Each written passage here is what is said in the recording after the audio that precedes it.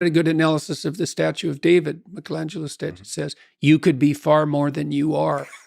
That's what that statue says.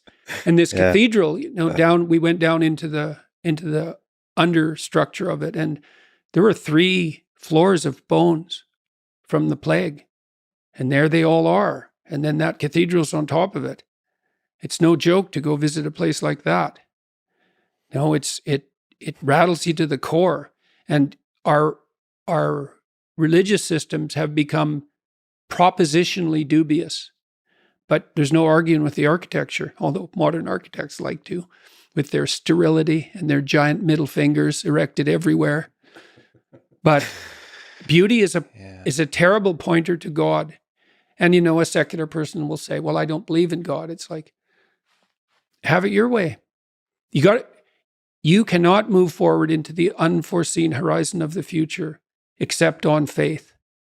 And you might say, well, I have no faith. It's like, well, good luck with the future then, because what are you then, nihilistic and hopeless and anxiety-ridden?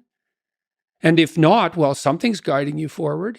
It's faith in something or multiple things, which just makes you a polytheist, which I wouldn't recommend. Well, let me ask you one short-lived biological meat bag to another. Who is God then? Let's try to sneak up to this question if it's at all possible. Is it possible to even talk about this? Well, it better be, because otherwise there's no communicating about it, right? It has to be something that can be brought down to earth. Well, we might be too dumb to bring it down. It's not just ignorant, it's also sinful, right? So, because there's not knowing, and then there's wanting to know or refusing to know. Yeah. And so you might say, well, could you extract God from a description of the objective world, right? Is God just the ultimate unity of the natural reality?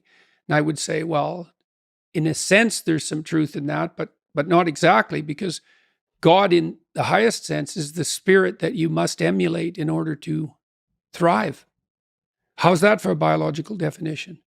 Spirit is a pattern.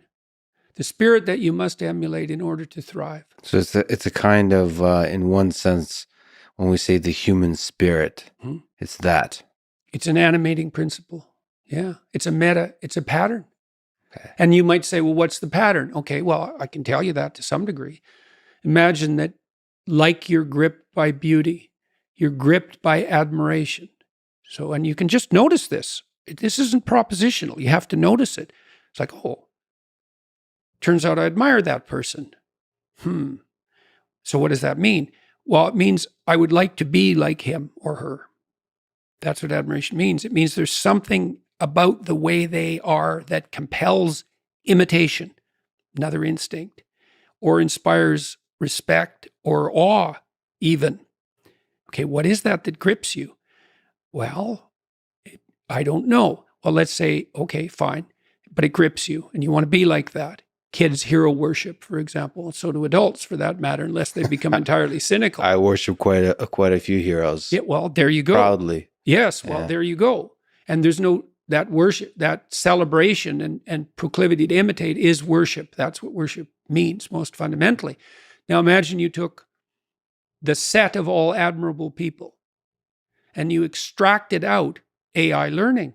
You extracted out the central features of what constitutes admirable.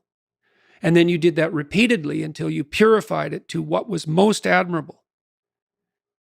That's as good as you're going to get in terms of a representation of God.